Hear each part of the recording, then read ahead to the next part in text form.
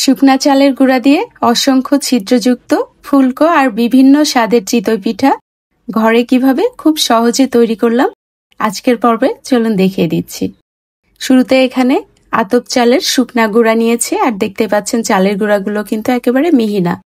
আমি ব্লেন্ডারের একেবারে ছোট যে জারটা এর মধ্যে নিলাম। এবার এর মধ্যে দিয়ে দিলাম কুসুম গরম পানি। 1 কাপ চালের গুঁড়ার জন্য 1.25 কাপ পানি দিয়েছি। পানি যদি খুব বেশি গরম হয়ে যায় পিঠাগুলো অনেক বেশি নরম হয়ে যাবে। বেকিং পাউডার দিয়ে দিলাম আধা চা চামচ, লবণ আধা চা চামচ। 30 সেকেন্ড করে থেমে আমি 1 মিনিট ব্লেন্ড করে নিয়েছি। একটু দেখিয়ে দিচ্ছি, দেখুন একেবারে আঠালো হয়েছে। আমি 2 কাপ চালের গুঁড়াকে একই রকম ভাবে ব্লেন্ড করে নিয়েছি। আরো আধা কাপের মতো স্বাভাবিক তাপমাত্রার পানি দিয়ে ভালো মতো মিশিয়ে নিতে হবে। আপনারা যদি এভাবে চালের গুঁড়াটাকে ব্লেন্ড করে নেন তাহলে 8 থেকে 10 মিনিট আর হাত দিয়ে ম্যাশ করার দরকার হবে না। ব্যাটার খুব বেশি ঘন বা পাতলা হবে না। লোহার তাওয়া আগেই চুলায় বসিয়ে দিয়েছিলাম, ব্যাটার দিয়ে দিলাম। ঢাকনা না দিলে পুরো পিঠাটাই এরকম ছিদ্রযুক্ত হবে।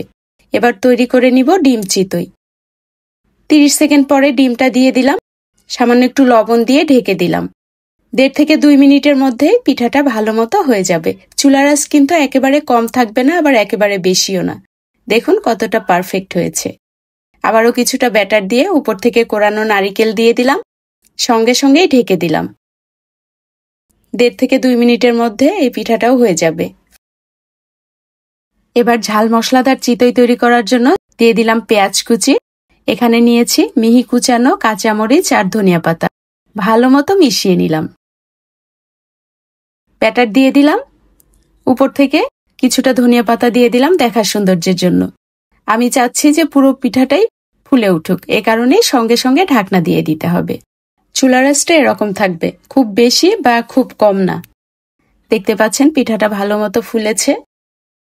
আবারও কিছুটা ব্যাটার দিয়ে দিলাম, দেখার সৌন্দর্যের জন্য ধনিয়া পাতা দিলাম। আমি চাচ্ছি পুরো পিঠাটাই মৌচাকের মতো হবে, এ কারণেই আর ঢেকে দিলাম না। দেখতে পাচ্ছেন পুরো পিঠাটা মৌচাকের মতো হয়েছে। এবার করব ঝাল মশলাদার ডিম চিতই। ব্যাটার দেওয়ার 30 সেকেন্ড পরে আমি ডিমটা দিয়ে দিলাম, উপর থেকে লবণ দিয়ে দিলাম আর দিয়ে দিলাম ধনিয়া পাতা। ঢেকে 1.5 থেকে 2 মিনিটের মতো রেখে দিয়েছিলাম।